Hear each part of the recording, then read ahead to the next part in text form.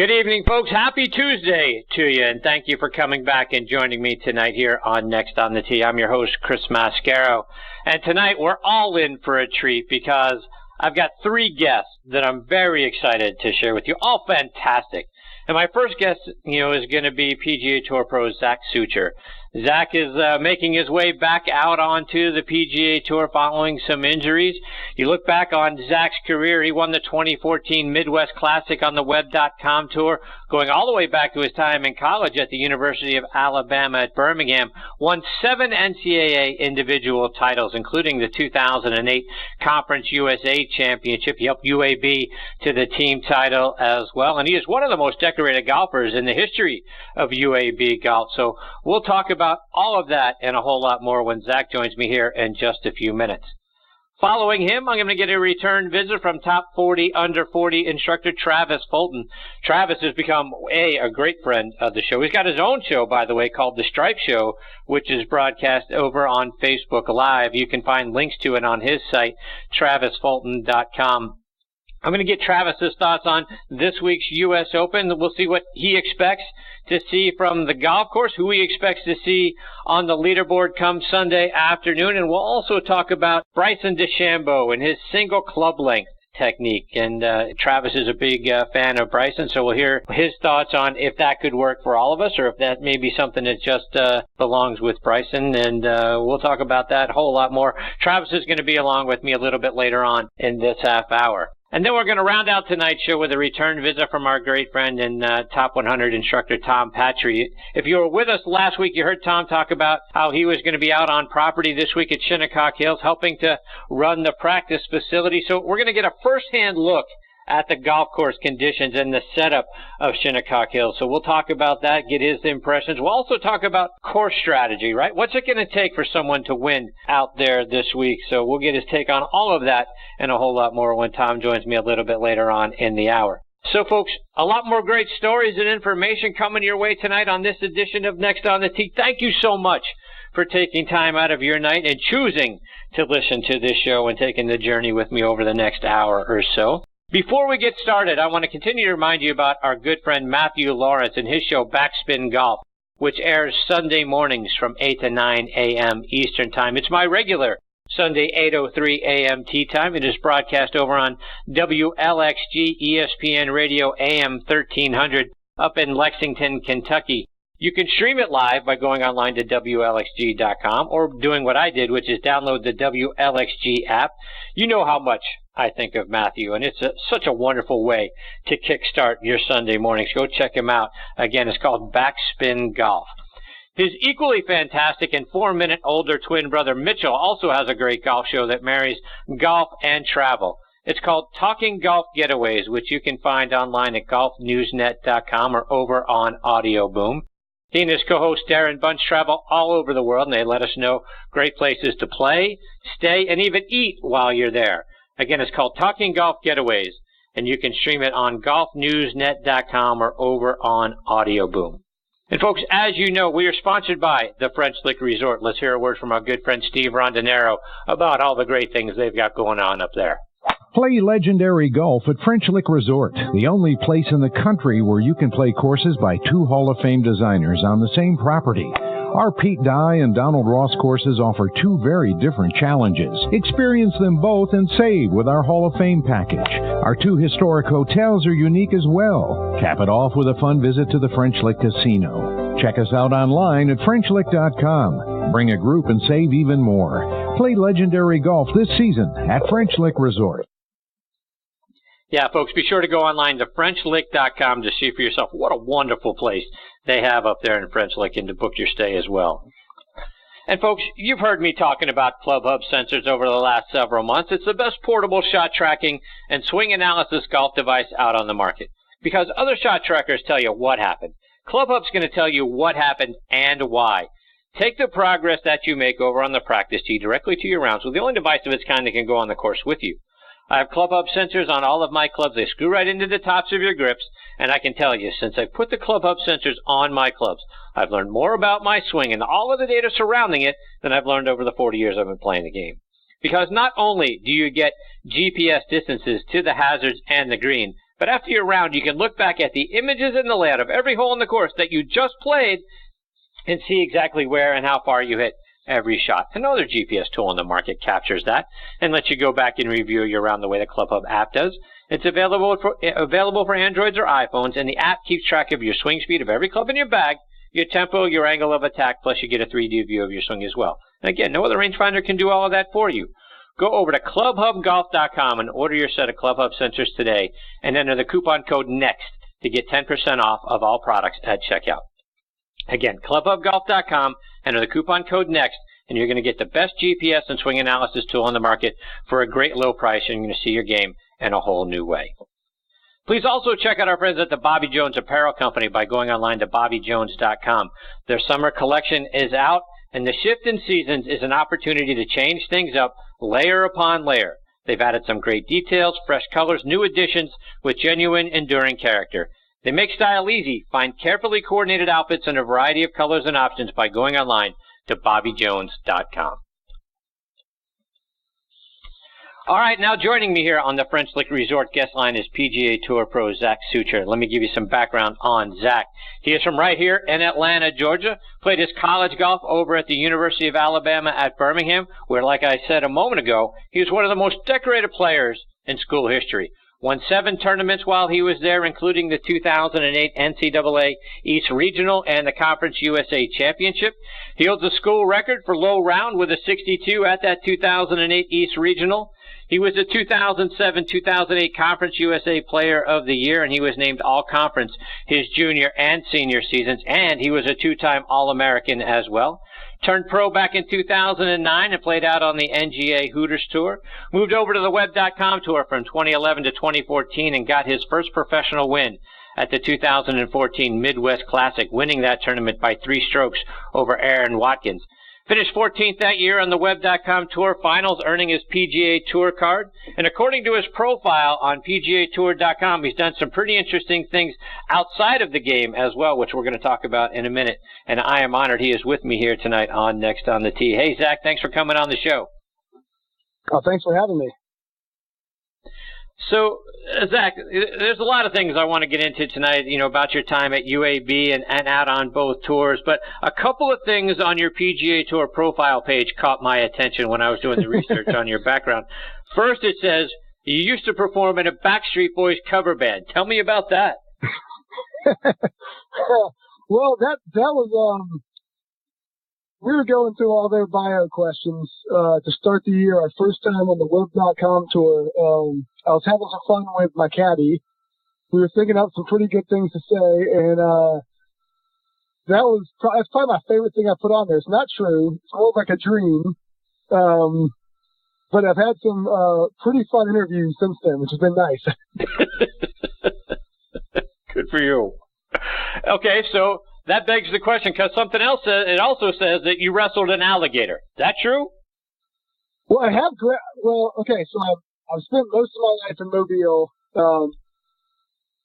Wrestle is a strong word. I have grabbed a few, nothing over like 6-7 feet, but I've picked up some alligators, so that counts as true. They fight back a little. All right. So you're not out there like Gatorland wrestling around as a gator wrestler in the off season chasing down the big boys. That's right. I'm certainly not getting in the water to wrestle them. If I'm doing anything, they're going to be on land. I got a little advantage there. All right. So let's go back to your time, and really in the period, ending high school, going into college, and obviously picked UAB. Because as I was reading more details about you, you were not only a talented young golfer, but you were an all-state basketball player as well. So talk about your route to UAB, but also how golf ended up winning out over basketball. Yeah, so I love basketball. If I would have been like a foot taller, I might have given that a go. I don't think I had much chance. Well, I didn't have a chance, which I learned when I got to UAB, which was nice. But I enjoyed basketball a lot. And so wherever I went, I wanted to be interested in basketball. And I kind of narrowed it down my senior year, beginning of my senior year, to UAB, Kentucky for basketball, and Alabama. And Alabama's never had that strong of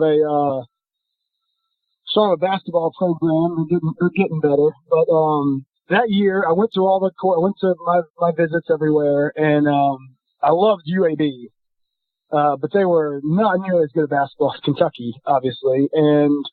But I liked the golf better there. I liked the fact I could play all year. I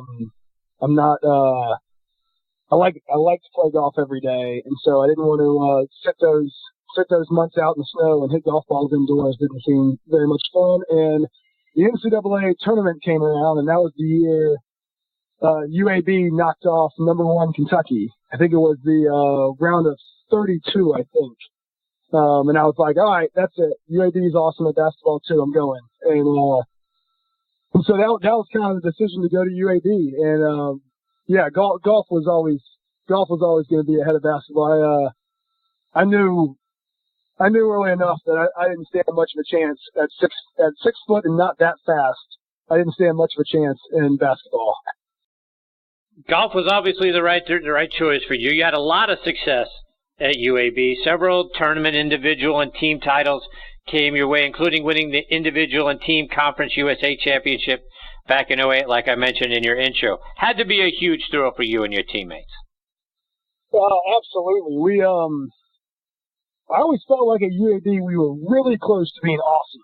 We never really clicked at the same time, and we did a few times, and that was one of them. I felt like in my 4 years there, we had more talent than the team that seemed to show up most weeks. Like I said, we never seemed to put them together at the right time, but it was awesome. We had about a year and a half, 2 years where it was really fun there. We were competing a lot of events, and obviously made it to NCAA's a few times as a team, which was awesome. So you win the Conference USA tournament, right? You win the individual title. The team wins the team title. Tell me, what was it like afterwards? You guys sink the final putt. The tournament's over. How'd you guys celebrate the win? Oh man, that was a long time ago. I'm not sure if we did a whole lot that night. I'm sure our coach took us somewhere good. It was in Texarkana, which isn't the biggest town. I'm sure he took us to some restaurant there, which is pretty good. Once we got back, we were all just prepping for regionals, which was nice. So it was all kind of pretty quick there. We were interested to figure out where we got to go, which was nice. We still did that seedings. We were hoping we were going to be able to stay somewhere in the southeast, which we did, and which again is all luck, but it was nice. So I think we just got ready for the next step. So the year before, right, as I look over all the tournament titles that you guys won, the year before you won at Shoal Creek at the Intercollegiate Championship. Shoal Creek, right, hosted a lot of major championships, a couple of PGA, some amateur championships, the Regents Tradition Championship, which is a major on the Champions Tour, just hosted the Women's U.S. Open a little over a week ago. So here you are. You get a win at Shoal Creek. What's it like winning on that golf tournament and then seeing all the other majors that have been played there, people that have won there, and your name is right up there alongside all of them? What's that like? It's pretty awesome. That Shoal Creek is one of the reasons I came to UAB.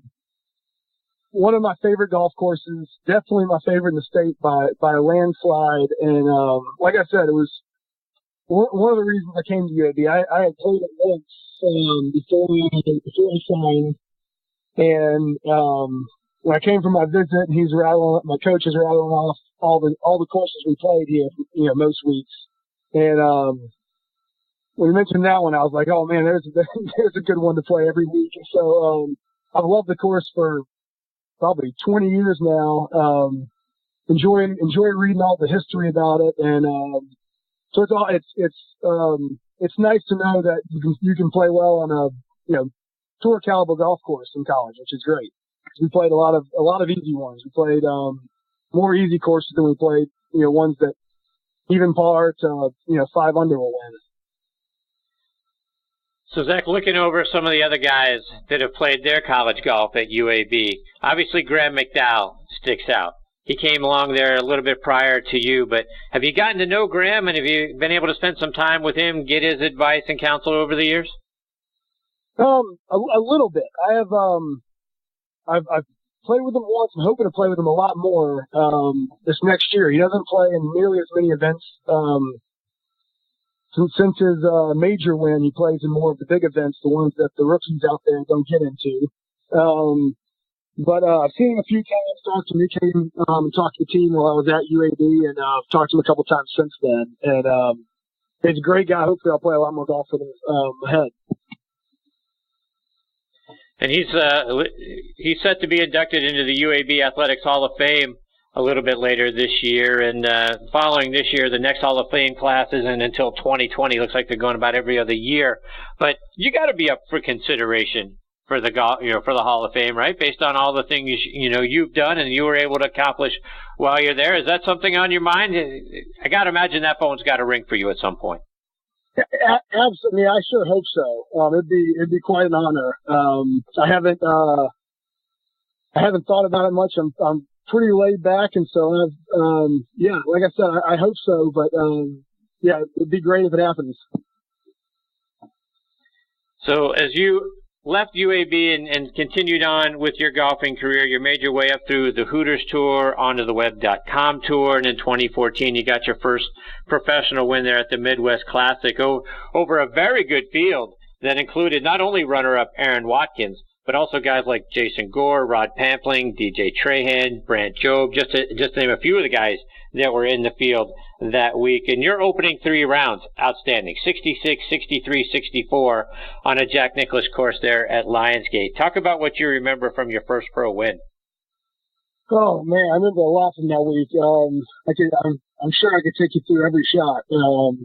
The big ones that stand out was the 64 of the third round. Started out with a double in the first, so that was not a great way to start. A bounce back, birding the next few holes, which was nice. Kind of to settle back in.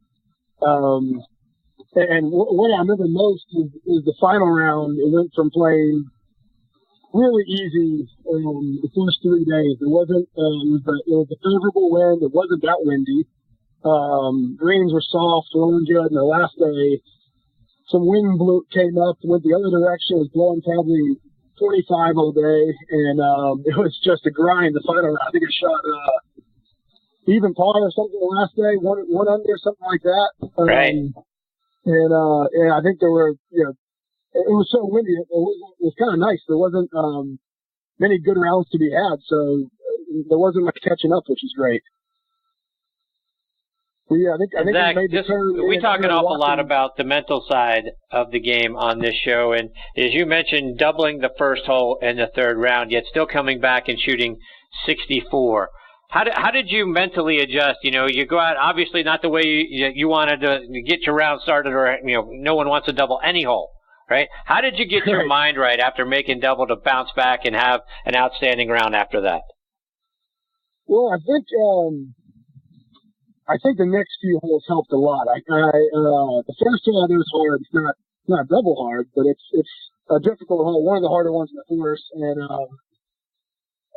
I think I went out and I was like, all right, let's make some birdies after that. And I remember correctly, I hit it to about a foot on the next 2 holes, and so that kind of settled me down. And like, okay, here we go, back on track. And I think I had a lead going into that round and lost it on the first hole. So it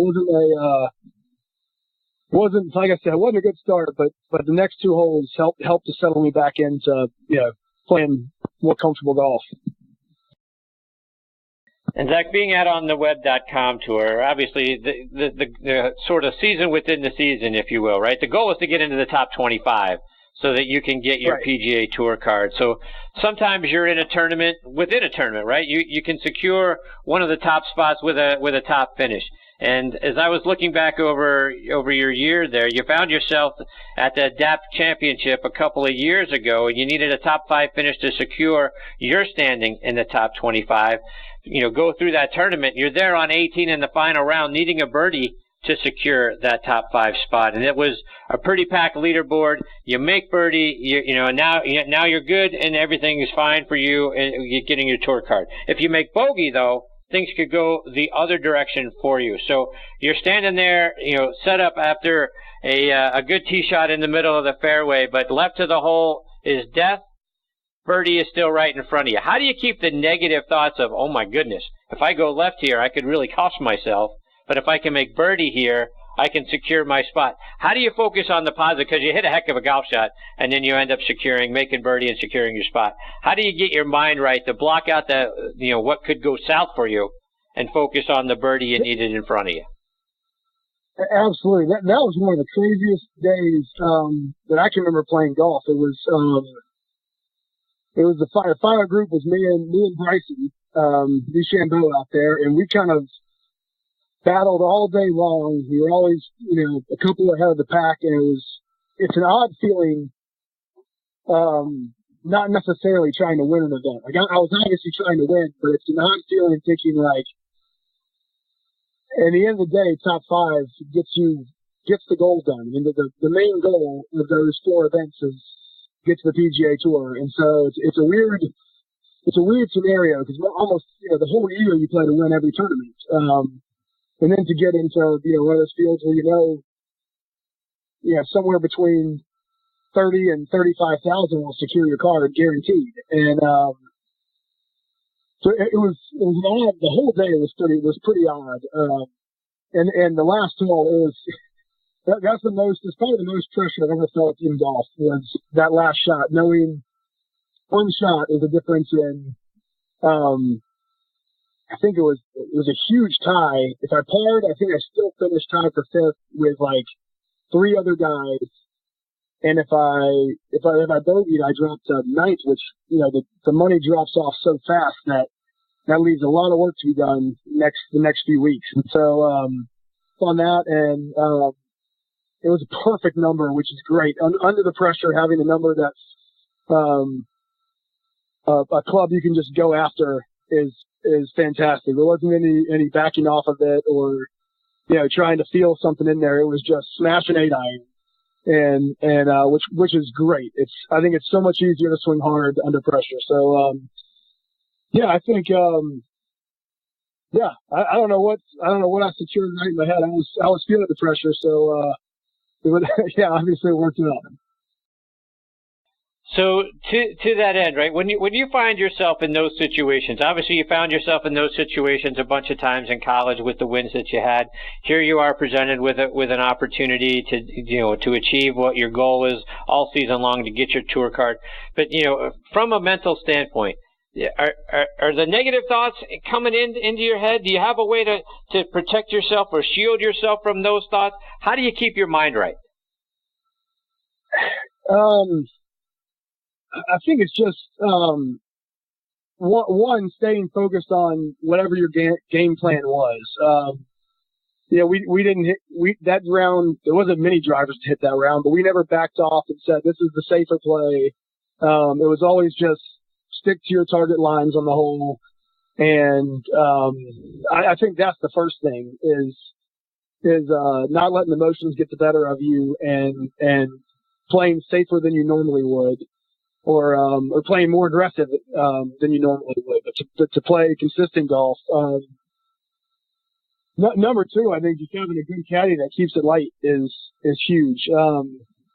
I had a great caddy there that we joked around the whole round, just had fun. I mean, it was obviously the pressure's there, but you got to have fun, and if you can't, I mean that's what we play golf for is to be in those moments. So just embracing it and enjoying it while you're out there. And Zach, you've used the term "we" a lot, and I love that. Right, the sort of the team, if you will, you and your caddy out there. Talk about when you've got a caddy like that, right, and you're working together, and you get into those sort of pressure situations. What are you talking about in between shots? How are you keeping it light so that the pressure doesn't overcome you? And you can kind of take a mental breather, if you will, in between shots. Well, we talked a lot about not. I want to have like less than a minute of golf per shot, and everything else in between. I don't want to be focused on golf at all. Is the main goal, and so we get up there. A lot of times, I'm a very fast player, so a lot of times that involves wasting time before it's our turn to hit, so that I'm not sitting there ready to go for 2 minutes over the golf ball. So looking in the woods, messing around, quoting movies. We have about 100 different little bets throughout the day. Which is nice. Just stuff to keep it loose and not on golf. I mean, like I said, I want to be 30 seconds to a minute max per shot, and then nothing in between until the next shot is the goal, I think. Zach, just a couple more before we let you go. And one of the things I've always been curious about for guys playing out on tour, at what point in your golf career or your maturation out on the golf course, at what point does the gallery sort of fade away and you become less conscious of all the people watching you and watching all of your shots to now they're just a part of the background and it no longer bothers you that you've got, thousands of people watching your every move? The galleries never bothered me much in golf at all. It's more distracting when there's like 3 people there. If you're out in the middle of the course and there's 3 people doing something, it seems to be more distracting than the huge crowds kind of blend in. And you can't hear anything from them either, which is nice. It's all just kind of like a hum. And the big crowds never bother us. I used to get, it's been a long time since I had it, I used to get first tee jitters. I remember in high school and in college a lot. But I can't remember the last time I was nervous in the first tee. Hopefully I'll get to the Masters or one of those majors and have a feeling I'll feel it there. But yeah, it's been nice. I haven't, like I said, the crowds are great. The bigger the better. So, Zach, we know you've been rehabbing through some injuries. What's on your calendar? What are your plans for the rest of 2018? Oh, just continuing physical therapy and starting to work into actually hitting some golf clubs again. And then the short game should be really, really good when I get back out. That's what I'm hoping. It should be. It's not all I've been able to practice much. Yeah, I've had with all the left side of my body injuries, being right-handed, it's been the leg that takes most of the torque, I guess. And so, yeah, like I said, I'm finally getting back into it, and hopefully I'll be golfing soon. But so far, it's just been focused on short game, which is the important part. So, Zach, I got to ask you, who do you like this weekend? Who do you think is on top of the leaderboard come Sunday afternoon? Oh man, I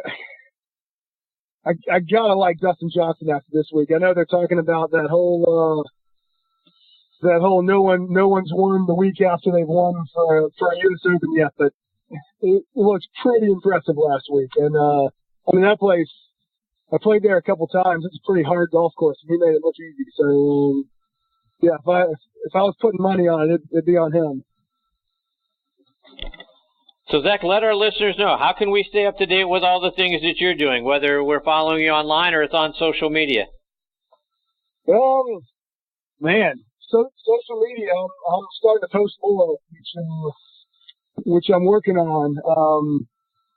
So that's probably the easiest thing. Just Zack Sucher on any social media will pop up. Well, Zach, I appreciate your time tonight. Thank you so much for taking time out of your night to come and be a part of the show. I hope you'll come back and join me again sometime. Keep us updated on how you're doing, how the rehab's going, and when we can expect to see you back out on the golf course. It's been fantastic having you as part of the show tonight. Awesome. Yeah, this was great. Thank you so much for having me. Fantastic. Zach, thank you so much. All the best to you and your family. Hopefully we get the opportunity to catch up with you again real soon. Thank you. Absolutely. Love to be back on. Take care, Zach. That is Zack Sucher, and again, one of the great players in the history of UAB golf, and like I say, 7 titles while he's in college, which is unbelievable. So he certainly deserves to be in the UAB Athletic Hall of Fame. So I look forward to catching up and seeing that, and moreover, hopefully getting healthy again, getting back out on tour, and what a wonderful guy, fantastic. Hopefully we get the opportunity to have him back on the show again real soon. Hear some positive things about how he's feeling. All right, before I get to my next guest, Travis Fulton, I want to give a shout-out to a few of our sponsors. First, folks, you've been hearing me talk about Club Hub sensors over the last several months, right? Best portable shot tracking and swing analysis golf device out on the market. Other shot trackers are out there telling you what happened. Club Hub's going to tell you what happened and why. So take the progress that you make over on the practice tee directly to your rounds with the only device of its kind that can go on the course with you. Again, I have Club Hub sensors on all of my clubs. They screw right into the tops of your grips. And I can tell you, since I put the Club Hub sensors on my clubs, I've learned more about my swing and all the data surrounding it than I've learned over the 40 years I've been playing golf. Because not only do you get GPS distances to the hazards and to the green, but after your round, you can go back and you can look at the images and the layout of every hole in the course that you just played and see exactly where and how far you hit every shot. Another GPS tool on the market captures that and lets you go back and review your round the way the Club Hub app does. It's available for Androids or iPhones, and the app keeps track of your swing speed, again, of every club in your bag, your tempo, your angle of attack, plus you get a 3D view of your swing as well. And again, no other rangefinder can do all of that for you. Go over to clubhubgolf.com and order your set of Club Hub sensors today and enter the coupon code NEXT to get 10% off on all products at checkout. Again, clubhubgolf.com, enter the coupon code NEXT, and you're going to get the best GPS swing analysis tool on the market for a great low price, and you're going to see your game in a whole new way. And folks, I've got to tell you how excited I am about a new weapon I have in my golf bag. For the last few weeks, I've got the new M4 driver from TaylorMade. And now, if you haven't tried the new twist face technology, you're missing out. I don't know about you, but I don't hit it in the center of the face every swing, right? Every time. After studying hundreds of thousands of swings from pros and amateurs like us, TaylorMade designed their new drivers to help protect our miss hits, right, and give us straighter distance. So whether your miss is on the low heel or the high toe, Twist Face helps bring the ball back to center, keeping the distance that we want and finding the fairway more often. I'm hitting more fairways than I ever have, and the driver is also the choice of some pretty good golfers you might recognize, right? Twist Face is played by Tiger Woods, Rory McIlroy, Dustin Johnson, Jason Day, John Rahm, and Justin Rose, to name a few, and they're dominating the top 10 on tour. So if you haven't tried Twist Face, go hit it and get fit. It's in the new M3 and M4 drivers only from TaylorMade. And folks, this segment of the show is sponsored by our good friends over at the PGA Tour Superstore. This segment of the show is brought to you by the PGA Tour Superstore. See why golfers everywhere are proud to call PGA Tour Superstore their golf pro shop. Visit them online at PGATourSuperstore.com. Now back to Chris and more of the show. All right, and now back with me on the French Lick Resort guest line is one of the top instructors in our game, and that's Travis Fulton. Let me remind you about Travis's background. He was raised in Kellogg, Idaho. He played 3 years of college golf at Lewis and Clark State College, which is an NAIA school up in Lewiston, Idaho. He won the Pacific Northwest Athletic Conference Championship his junior year at Bryden Canyon Golf Course, firing a final round 66 to win by a stroke. There he also holds the course record of 61. Travis is now the lead instructor at Pablo Creek Golf Club and Jacksonville Golf and Country Club, as well as Victoria National in Evansville, Indiana. He's been a contributing writer to PGAtour.com and Golf Illustrated. He's been named a top 40 under 40 instructor by Golf Digest and best teacher in the state of Florida. He's a regular co-host on Golf Channel's Morning Drive. He's worked with pros like Fred Funk and Led Matisse out on tour, and I'm delighted he is back with me tonight here on Next on the Tee. Good evening, Travis. Thanks for coming back on the show. Hey, Chris. Always good to be back. Thanks for having me. So, Travis, before we get into golf tips and some instructional things and opportunities for us to improve our game, I want to get your thoughts on the U.S. Open. I'm curious to get what are you expecting? What do you think we're going to see coming up this week at Shinnecock Hills? Well, I think first and foremost, I think we're gonna see a step back in the right direction for the USGA. At least I'm hoping on what the U.S. Open is and should be, all about, which is, a big ballpark, We're going to see a golf course that's going to be running and playing quick through the fairways, although they're going to get some rain tomorrow. I expect that they can still dry that out and get the ball bouncing. We're going to see some rough, and I think we're going to see a terrific, major championship here with the young guns, coming up to the surface now over the last few years, and this resurgence of Tiger Woods and Phil Mickelson's game, which is still very competitive, and of course trying to complete the career Grand Slam. So I think we're set up for a good one here. I hope the USGA kind of stays out of the way a little bit and just lets Shinnecock be itself, and let these great players go to work. So, Travis, from what we've seen so far about the course layup and how it's being set up, what kind of player do you think the course is set up for? Is it going to be a bomber's course? Is it going to be whoever has the best short game is going to win? What do you think, the best attributes from a player is going to need to be in order to win come Sunday night? Well, it's interesting. I'm listening to some of the interviews today. Brooks Koepka, who, of course, won the U.S. Open last year at Erin Hills, and he feels like it's going to be a bit of a second shot golf course. We're kind of hearing that. But this is a big course. Shinnecock is going to play probably close to 7,400 yards. So, I think it's going to be a cut from what we see, primarily on the PGA Tour, Chris, which it's kind of favored towards the bigger hitter. So I think distance for sure is going to play an advantage here. When you can hit it out there like a Dustin Johnson, like a Justin Thomas, and carry it 315 yards, and then the ball releases another 30 to 40, that's a huge advantage. And it's a big advantage when you have that kind of speed out of the rough as well. So we know the short game is going to play a role. We know you're going to have to get the ball up and down. We know you're going to have to make some putts. Those things are given. But I think at the end of the day, when the chips fall, it's still, I think, is going to favor the player who can get it out there consistently over that 315, 320 mark. So we look at a guy like Phil, right? And I think he is a sentimental favorite for so many of us, right? We want to see Phil get the Grand Slam. We want to see him play well. We've seen him win earlier this year. You look back at last weekend, Phil had a couple of nice, bookend rounds, 66, 65 in Memphis. Can this be the year that he finally slays the dragon? Can he get a win this year, Travis, and complete the career Grand Slam? Well, I think you're not going to put it past him. I think the odds are against him. I mean, he's 47 years of age, so the odds are against him for sure. But Phil knows how to win, right? I mean, he's won 43 times. He's got a handful of major championships. He's been close in the U.S. Open. We know his game is suited for a U.S. Open. He knows how to get around these difficult golf courses, finishing second 6 times.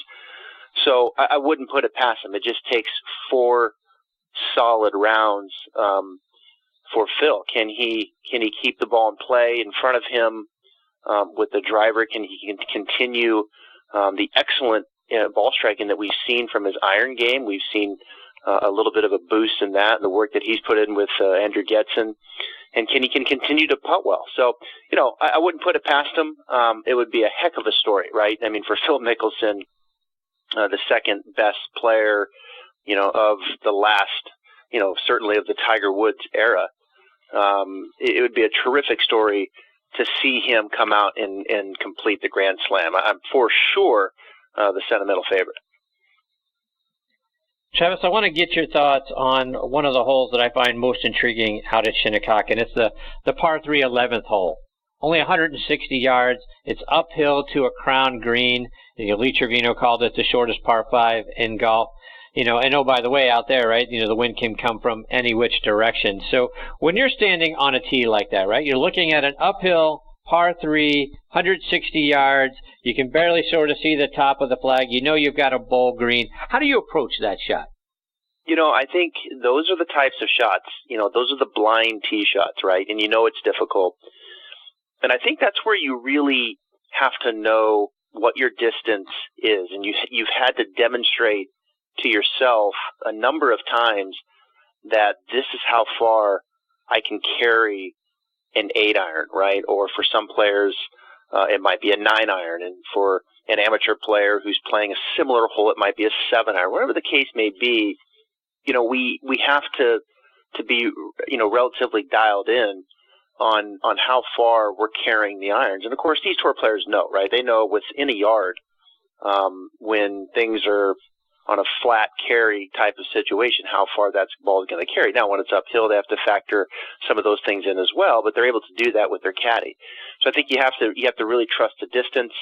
I think you have to trust your sight lines, and that's when you have to make an aggressive swing, really at a line where you can't see the bottom of the flagstick. And that can be challenging, but that's where knowing your distances and certainly committing to the shot and making an aggressive swing comes into play. And Travis, we've heard that, the fairways narrow, right? You get some wider fairways if you're a shorter hitter, but as you get out to the 280, 290, 300 yard mark, the fairways are going to start to get, more narrow. You're going to have higher rough on either side of those. So if you end up finding yourself in the rough like we know the U.S. Open likes to create, how do you get out? Is it a explosion shot that you're trying to hit? What's your advice if one of us were playing or you were talking to a player and they find themselves out in the thicker rough? How do you get out, advance the ball, or is it a thing where you've really got to get in your mind that you're going to take your medicine, you're going to make your 5 and move on?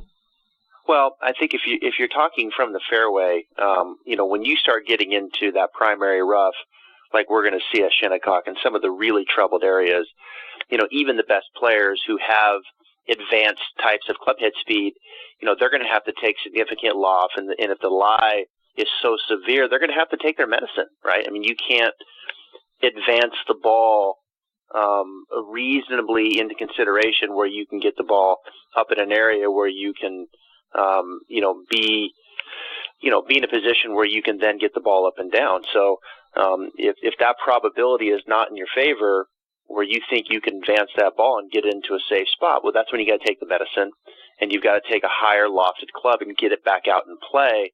So now you have a better opportunity from your third shot. I think, minimizing the damage is what professional golfers do very, very well, right? They may hit a bad tee shot, but you're not going to see a decision that leads to then another bad shot where they compound the error. It happens from time to time, but usually, the second shot, Chris, then starts to become a situation where, okay, let's make a good decision here out of the rough and get ourselves back in position to give ourselves the best chance and the best probability of the third shot. And I think with amateurs, we don't go through that kind of dialogue internally where we would assess it. We're going to take too little of loft. We're going to try to advance it too much, and then the ball only travels another 15 yards, but it's still in the fescue. It's still in that deep rough. So you have to minimize damage. I think sometimes take the medicine, right, play conservatively, and get the ball back out and play where you can do something with your third shot. To take that a step further, Travis, is that something you teach when you're playing, when you're giving instruction, whether it's to a class or an individual, really about, not just the mental side of the game, but really the strategic side? Like, look, here you are, you're in the deep rough. What are you thinking here? Well, I'm thinking I'm going to try, I'm 150 yards away, or I'm 180 yards away. I'm going to try my 5-iron. Well, you know what?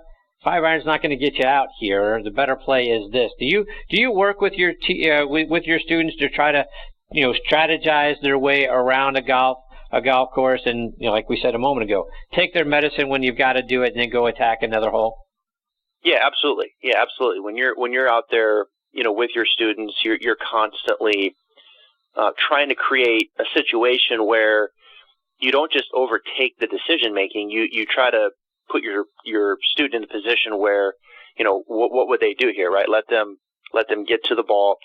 Let them approach it in a way that if I wasn't standing there, and then hit that shot, and then come in and offer the advice, right, and offer the counsel based off of how they would go about it if they were in a tournament and we were not out there in a playing lesson. So I think it's always good to put students in real situations. It's important to get on the golf course.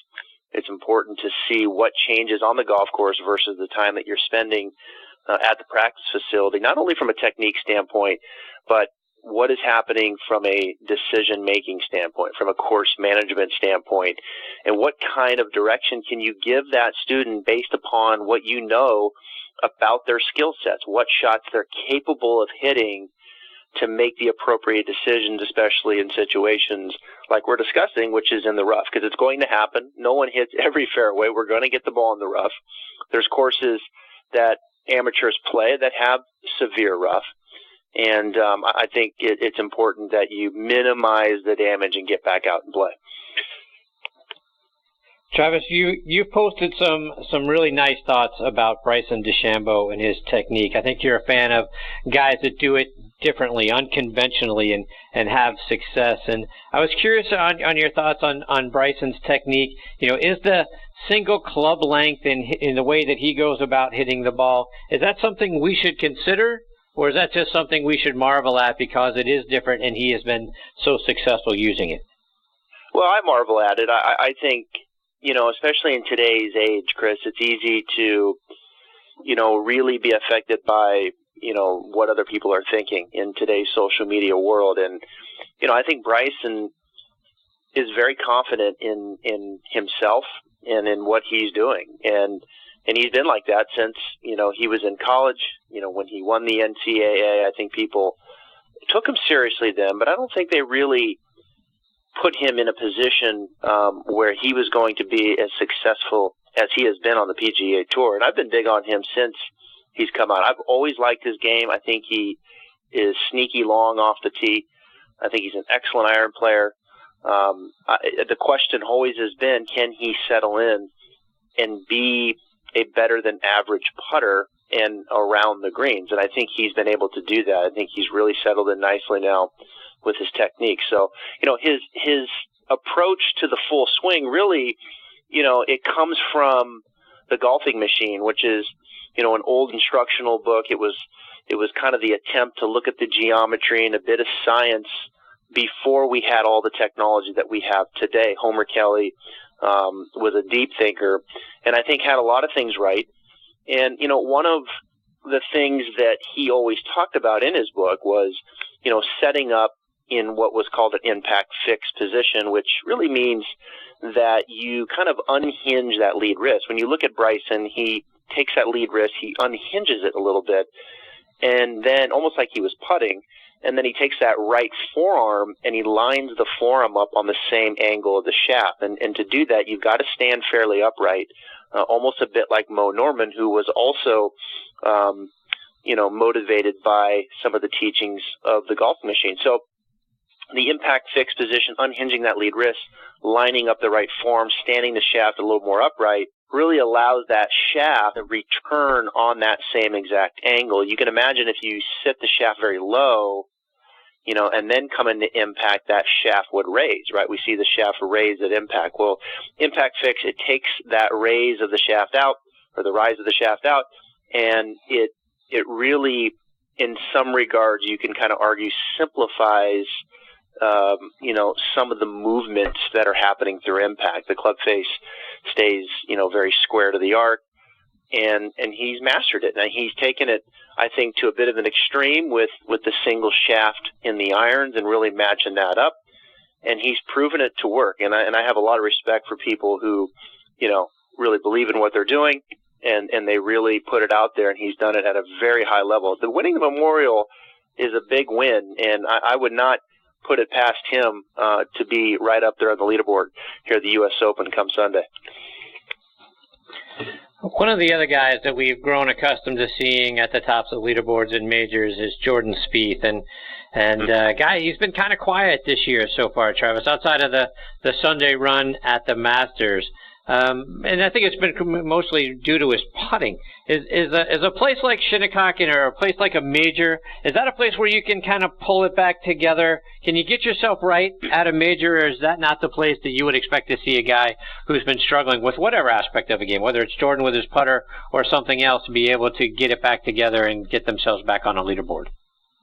I would think not. I would think that this is probably not the venue to look as a stepping stone to get, your putting back in track. I mean, this is something that Jordan's been through before in his career, and struggling with putting, maybe not quite, to this level when it's your job as a professional out on the PGA Tour, considering the expectations that he has. Obviously a very successful champion already now with 3 major championships.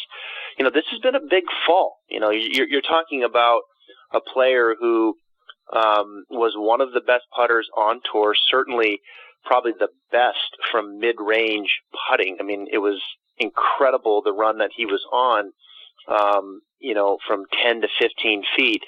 And now you're seeing someone statistically that is at the bottom of the PGA Tour. I mean, he is in that 200 number range now, which is the bottom of the PGA Tour strokes gained from putting. So this is a big fall. And, his confidence has definitely taken a hit. It really hasn't gotten any better. I'm always one for patience and kind of ride things out. But I really do think now we're in a situation where Jordan Spieth, where I think post-U.S. Open, this start and another, if we don't see some, improvement here in Jordan Spieth, I think we're going to see some changes. And I think he's going to have to kind of rock the boat a little bit mentally from a technique standpoint to really kind of create a new chapter, a new beginning that he can kind of build off of, because this has been a major, major fall statistically for putting in Jordan Spieth. And to that end, Travis, have you seen somebody go through that big of a fall from where they were? And when that happens, where does it fall apart? How do you go from, to your point, one of the guys that, I think we would go back to 2015, 2016, even winning the Open Championship last year. I think we'd all say from 15 feet, this guy's money almost every time. And now, even from a couple of feet, you're sort of worried about if he's going to make a 2-footer. How do you fall that far? Yeah, you have to kind of ask yourself, can this be fixed technically? Is this a technical thing, or is this now completely, gone to a complete mental standpoint? And I think, Jordan, many have labeled him that he has the yips now in putting. And it's hard for me to say that word and label a player with the yips, but I think he has become, he has now butted up to that situation where when you're missing the hole from 2 or 3 feet, that has now become a mental state, right? I mean, that is no longer a small technical thing, as he has labeled it as he had the shaft too far forward, his shoulders were opening, he was hitting down on it too much. I mean, those are, in his words, some of the technical things that they had to clean up. Well, you don't miss the hole from 2 feet, 3 feet consistently, from time to time when that's the case. So I think we're kind of past the technical small adjustment standpoint, and we're really now, we have to blow it up and do something completely different, as we've seen from players. And the name that comes to mind for me, Chris, is Justin Rose. I mean, this is a guy now that really was, statistically, as I recall, in the 120th, 130th mark, the bottom third of the PGA Tour in putting. We always have known he's a great ball striker, but now Justin Rose, over the last 5 or 6 months, statistically, is in the top 20. So he has now become one of the better putters on the PGA Tour. So we've seen players, kind of teach themselves how to putt. Now, can he sustain that? Well, we'll have to see, right? He wasn't born a great putter. So it can happen. He can work through it. I don't think I'm not ready to say this is a career ender for Jordan Spieth, but some changes are going to have to be made. And I think he's going to have to really rock the boat to really turn the page mentally and have no history of anything of what he's currently going to be doing, which I would say has to change here in the next couple of starts if it doesn't get any better. And Travis, talking about guys who needed to change some things, we talked about this a little bit earlier this year when you joined me, but you had tweeted out that you thought Keegan Bradley would win again before Phil or Tiger would, and we know Phil won earlier this year, but your prediction isn't that far off, because Keegan Bradley has certainly had a resurgence this year. He's got 4 top 10s, including a 7th place finish at the Players, thanks to a final round 66. Talk about what you're seeing in his game and what has he changed in order to come from a guy who was a major champion, but then we sort of lost him for quite a while, and now he seems to be coming back to the top of his game. Well, I think like Webb Simpson, he had to kind of reteach himself from the very fundamental stage how to putt. I mean, these are two guys that, grew up with belly putting. I mean, that was an option, and that's how they taught themselves how to putt. So, when you take that away and now all of a sudden you can't anchor that point, you have to kind of reteach everything. You have to reteach how to move the putter head. You have to reteach how to, kind of manage the face angle through impact. And because the release isn't going to be the way that he knew it when it was belly putting. So there's just so many little things that I think he had to kind of reteach himself. And I can only imagine what kind of mental grind that had to be, right? Because Keegan Bradley is one of the better ball strikers on the PGA Tour. And this is a guy that can hit the golf ball long and straight. When we talk about taking advantage of length off the tee, if Keegan Bradley was a consistent, top third putter on the PGA Tour, he would be winning a couple times a year. We would be talking about him a lot. So I've seen some confidence resurface with Keegan, statistically slowly getting better. You can see it in his step. You can see it in the way that he's playing the game, that things are moving in the right direction. And I expect him to get into the winner's circle. Webb Simpson, going back to your previous question, Webb is another player statistically that has gotten better, with the flat stick, and he's had to reteach himself. So, it's been cool to see some of these stories that are not discussed a lot in the main, in the mainstream media, but, these are guys that are grinding, and trying to, get that one club that's kind of holding them back, which is the putter with Keegan Bradley. And if he can continue to go where he's going and continue to build on the success that he's having, he's going to win again on the PGA Tour. I have no question about it. Travis, just a couple of quick ones before we let you go, and I need to get a tip from you, a playing lesson that can help all of us, and I'm going to be selfish here because it's a shot that I know that I struggle with. So 30, 40 yards off the green, right? You got a sand trap in front of the green, maybe a pond in front of the green. It's just a sand, whether it's a sand wedge or it's a lob wedge to get it over. But more times than not, we either chunk it into the water or into the bunker, or we scull it across the green. How do we hit a better, more consistent shot, just getting over whatever that obstacle is between us and the green, and give ourselves an opportunity, whether it's for par or birdie? Yeah, that's a really good question, and an area of the game that when you teach someone to get better at this part, you oftentimes have a student for life, because this is the gray area, right? It's not that little bump and run, and it's not the full pitch shot from 80 yards. It's that little half shot, a shot that I learned a lot from Todd Sones, one of the top 50 teachers in the game. He called it a toss shot, T-O-S-S, and I thought he had a really clever way of describing it.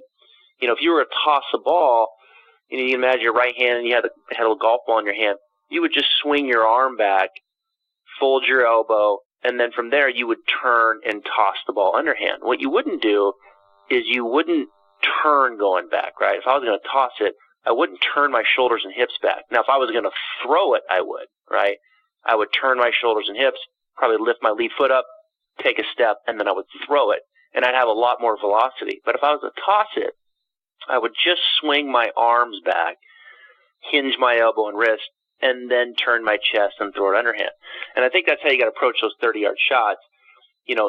Set the face maybe a little open, set the shaft slightly forward. Don't get too crazy with forward shaft lean. Get your sternum, your top button over the ball, and then toss it. Swing your arms, hinge your wrist. Don't load up. Don't wind up per se. Just arm swing with the hinge and then turn your chest through. And I think that countered with the setup characteristics. The club head can fall. It'll bump the ground. It'll shallow out. And as long as you're turning your chest through, you should see this nice medium range type of shot that has some spin on it. Travis, let our listeners know, because you do your own show, The Stripe Show, which airs on Facebook Live, and you're doing it also with the 18 Birdies app. Talk about your show. Yeah. Thank you for that. It's a brand new show. We just launched our 14th episode.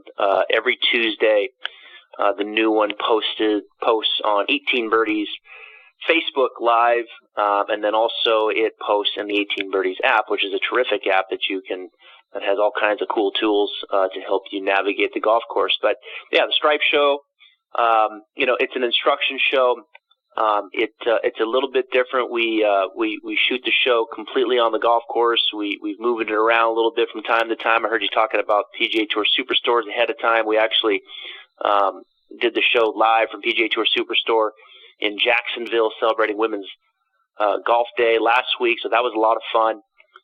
But we take the show primarily to the golf course, and we do a lot of individual lessons where people are sending in videos and emailing us their swings to the Stripe Show at 18birdies.com, and we do in full analysis. We're doing full game plan on those swings, some heavier lifting segments from driving to iron play to short game to putting, and then we're having some really cool guests, some of the top teachers in the game. I'm bringing them on and having them share insights. So it's a fun show. It's an approachable show, and we're really happy with where it's at and where it's going. Travis, remind our listeners how they can stay up to date with all the things you're doing, whether it's on your website or out on social media as well. Yeah. My website, travisfultongolf.com. Check it out, all kinds of stuff there. And then, very active on Instagram at Travis Fulton Golf and Twitter at Travis Fulton. Well, Travis, thank you so much for taking time out of your night to come back and be a part of the show. Always have so much fun when you're a part of this segment. Thank you for doing so, and I hope you'll come back and do it again real soon. Anytime, Chris. Enjoy the show. Thank you. All right. Take care, Travis. All the best to you and your family. That is Travis Fulton. Again, TravisFultonGolf.com and his show. It's The Stripe Show. You can find it on Facebook Live, and there are links to it on his website as well. And, the opportunity to spend some time with Travis, getting his insights for what's going on, out on tour, but also getting a great nugget like that on a tip is priceless. So hopefully we get the opportunity to have Travis back on the show again real soon. All right, before I get to my next guest, Tom Patri, I want to remind you about a couple of our sponsors. First, our friends over at Par Bar. Energy and focus on the course are essential whether you're playing out on tour, in your club championship, or just your weekend four ball with your buddies. Par Bar, the golfer's nutritional bar, can help you with both energy and focus. Eat some before you get to the first tee and the rest every 3 holes until it's finished, and you're going to play with more energy and focus to win. Par Bar was developed by a lifelong golfer and a food scientist to help all of us play our best. Go online to parbargolf.com and order yours today. We also really appreciate our friends over at the Ben Hogan Golf Equipment Company. All Ben Hogan irons and wedges are handcrafted one at a time in their Fort Worth, Texas factory. No mass production, no shortcuts. You can order your custom-made irons, wedges, and hybrids over at benhogangolf.com. They build clubs to your specifications, and best of all, charge you a fraction of the typical retail price. Check out their complete line, again, of forged irons, wedges, utility irons, hybrids, bags, and accessories at benhogangolf.com. All right, now back with me here on the French Lick Resort guest line is Top 100 instructor Tom Patri. Tom joined me last week, and we looked ahead to his time being there at Shinnecock Hills for the U.S. Open. This week he's there help running the practice facility, and he's going to be there all week. So he's our eyes and our ears for what's happening on the course and what to expect during this weekend or this week's tournament. Tom is originally from Long Island, so Shinnecock is a golf course he has been intimate with his whole life. So if someone is going to have the pulse of the golf course and what to expect this weekend, it's going to be Tom, and I'm extremely honored that he has taken some time out of his very busy week to join me tonight on Next on the Tee. Hey, TP, thanks for coming back on the show. Chris, how are you doing tonight? I'm fantastic, my friend. The question is, how are you with all the things going on there? I got to imagine your days are long this week. Yeah, we had a nice day today because we started about The alarm went off about 4:30 this morning, and we just kind of rolled in now after dinner. So it's been a pretty long day today. So, Tom, give us your thoughts. You've been on the property now for a couple of days. Talk about the condition of the golf course and the layout. What do you expect to see this week?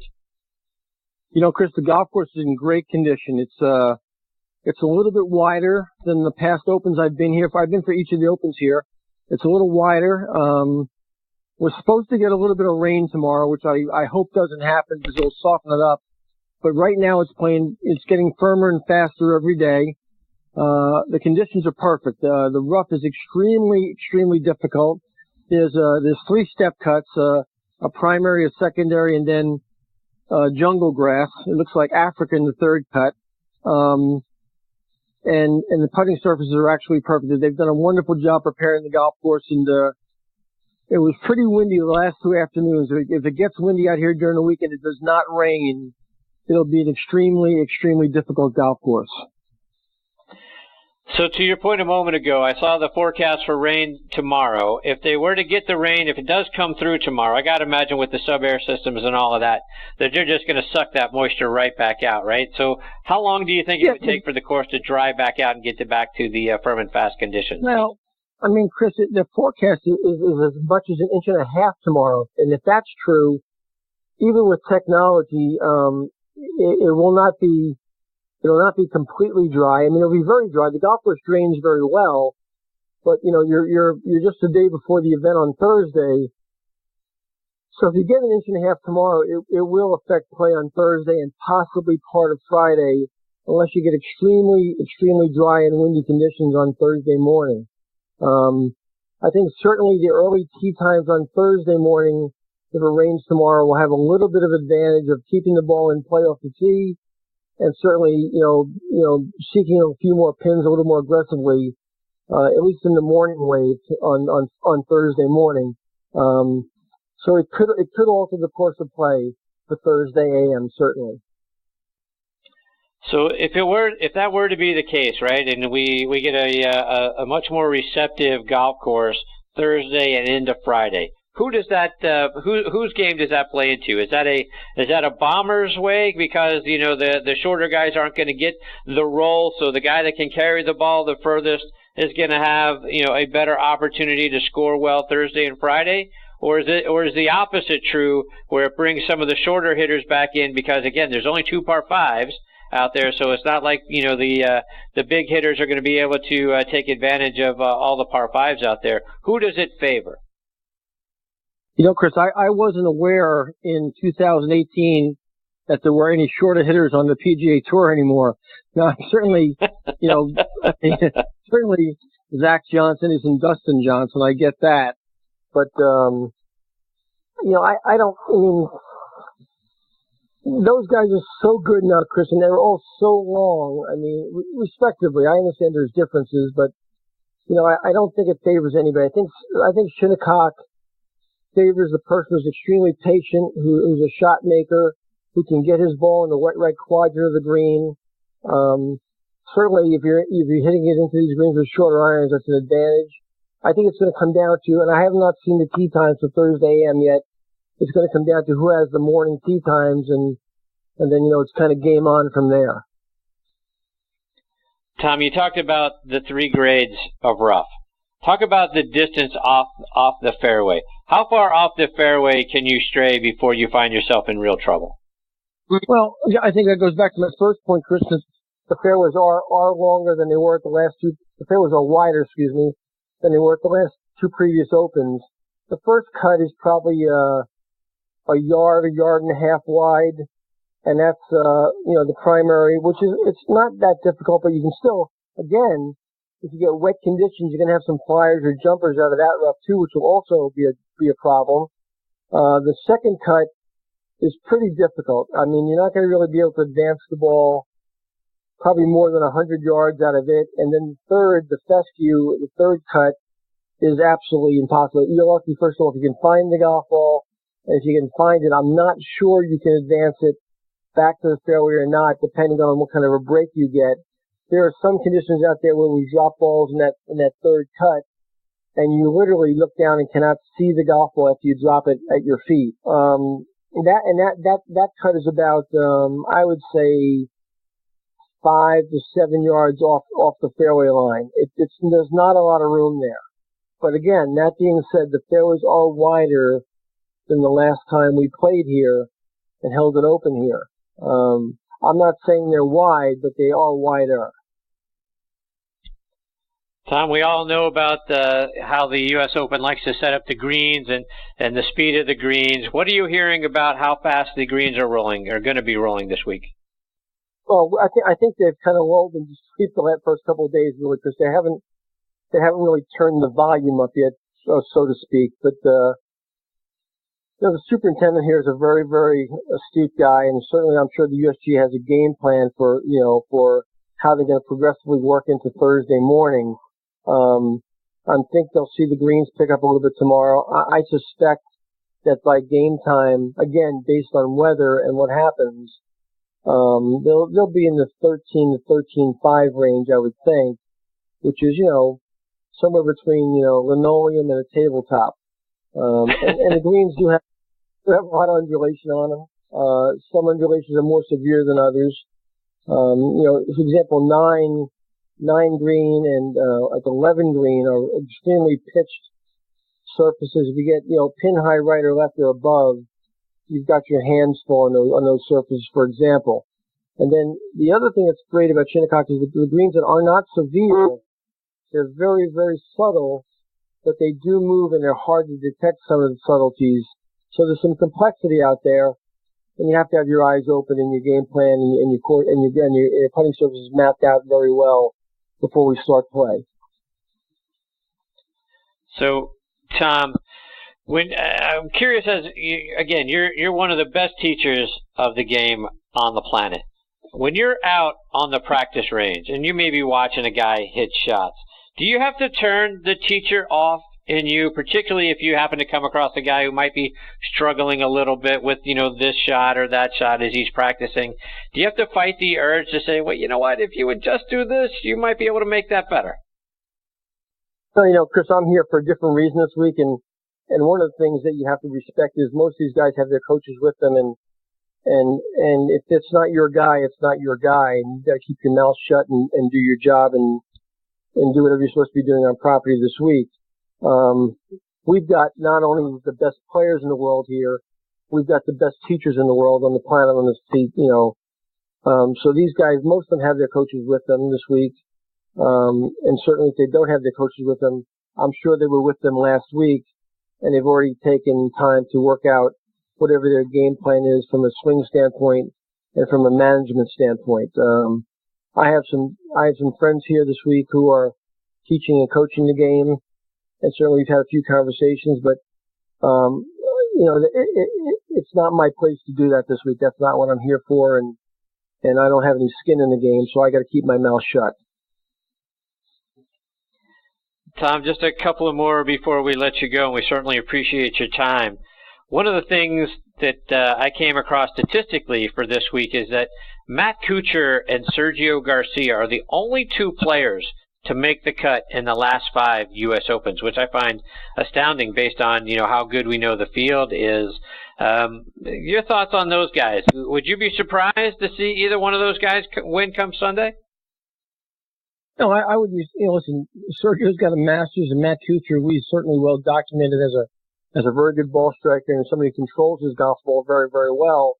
I will lend this to you. I've been astounded up close this week, because I've gotten to spend some really close proximity time, with Tiger Woods, in and around Tiger Woods. Joey LaCava, who caddies for Tiger, is a good friend of ours, and, we've had some pretty close access to watch him practice, hit some golf balls, and I gotta be very, very honest with the audience. I was the guy who wrote him off about a year ago.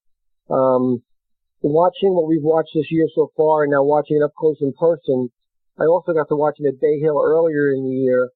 What he's gone through with his body, and his game, and where he is right now is absolutely, it's astounding. It might be miraculous.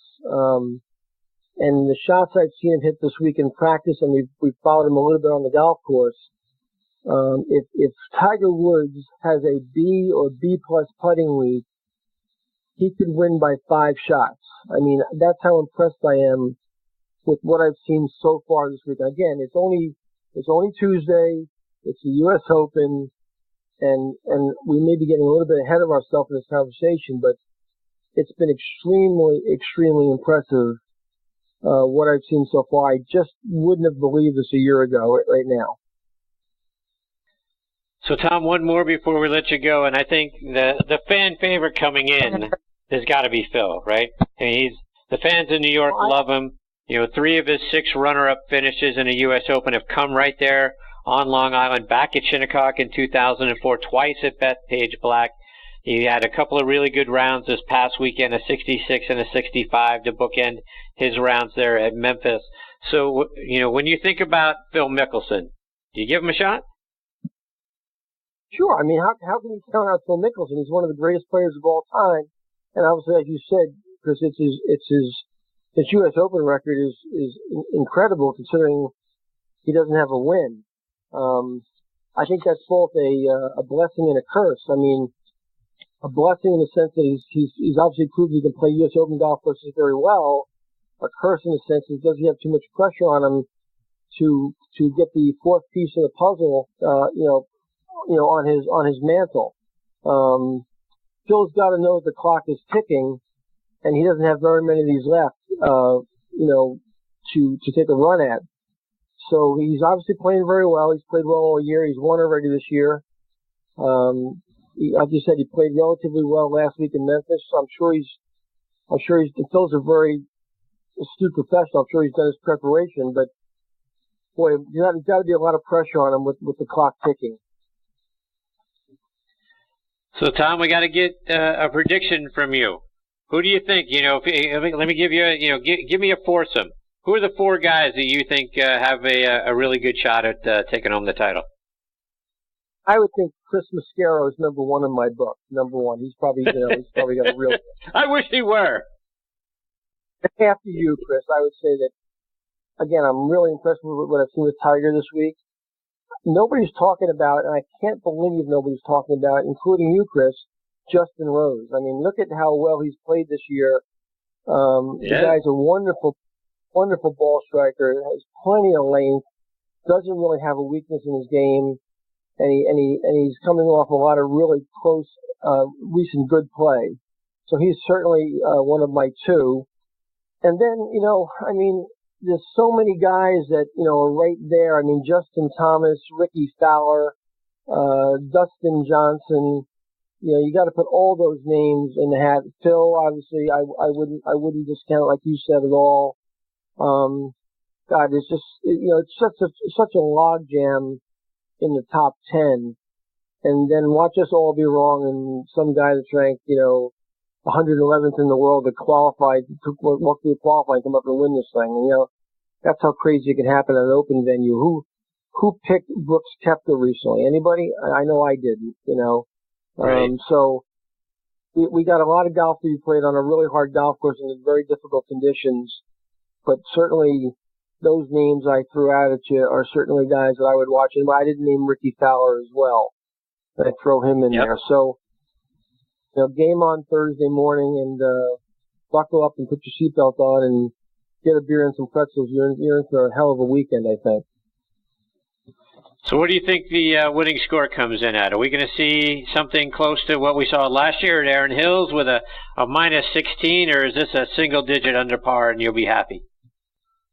You're not going to see 16 under at Shinnecock, so you can take all the money in the bank and go to Vegas on that one. There's not going to be any 16 under at Shinnecock, but the last 3 opens here have been right around par, 1 over, 1 under. The golf course has held up very, very well. And although we mentioned we have wider fairways, we also have a longer Shinnecock than we ever had. We've had several tee boxes built. It is going to play par 70 and, somewhere between a mile and a mile and a half long. If the wind blows and it dries out, I think you're still right around par. If it rains tomorrow and it doesn't get too windy, and they really get aggressive, I think you might see 6 or 8 under. I could see that happen. So but I think that's my cap at Shinnecock because there's there's just enough, penal areas out there where somebody's going to make a mistake, once around it's going to cost them. So I would say on the high side, even par, and on the low side, 8 under, somewhere in that range, depending on wind and rain. Tom, before we let you go, let our listeners know how they can stay up to date with all the great things you're doing with your great website and all the things all the places you're available on social media as well. Yeah, Chris, thank you. Certainly at www.tompatri.com. LinkedIn, Facebook, Twitter, Instagram, all available. And certainly every time I get asked to come on your show, it's a blessing. So I appreciate that, Chris, for the plug. And hope everybody out there has a great open week and enjoys Shinnecock Hills, whether they're here live or wherever they're watching in the world. And certainly to our armed forces, which I know you broadcast to overseas. Well, Tom, thank you so much for taking time out of your busy schedule to come back and be a part of the show. It's always a privilege getting to spend some time with you, my friend. I hope you'll come back and do it again real soon.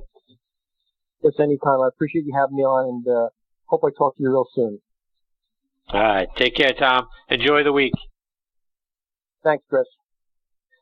That's the great Tom Patri, and again, Patri, tompatri.com. His website's fantastic. A lot of great lessons available there, and check out his schedule because he spends time up in on Long Island. He spends time out in Maryland. He spends time down in Fort Myers. So Tom is going to be at a course near you, and one of the great things that Tom is offering this year is he'll come to you. So get in touch with him. The opportunity to spend some time with a top 100 instructor like Tom is absolutely invaluable. So I highly recommend A, him, and B, if you have the means and the time, please reach out to him. Get him come to you because his instruction is the best in the game. And I can't thank Tom enough for taking time out of his busy schedule to be a part of the show.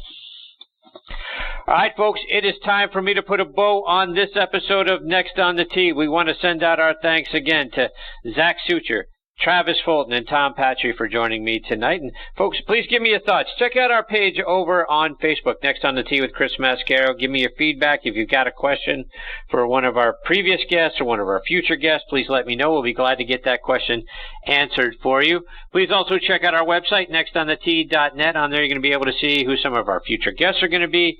Plus, you'll be able to stream or download any of our archive episodes through our link back to our page over on Podbean. And we certainly can't thank our friends on Podbean enough for featuring us. We're right front and center there. If you do a search for golf, boom, Next on the Tee is going to come right up there for you. Please also check us out on the Podbean app. You can download it and have that app available so you can take us with you everywhere you go. Please also check out our sister show on the football side, Thursday Night Tailgate with me and my co-host Bob Lazzari. That show airs live every Thursday night from 8 to 10 p.m. Eastern Time on Blog Talk Radio. But just like this show, it is available as a free podcast over on Podbean and on iHeartRadio as well. On Thursday Night Tailgate, we're joined every week by 5 NFL legends sharing their stories from their playing days and their insights into what's going on around the NFL today. Plus, we also highlight 2 players doing great things in their communities in our Spotlight on the Positive segment. You can find that show, our website there is ThursdayNightTailgate.com. And again, this show, nextonthetee.net.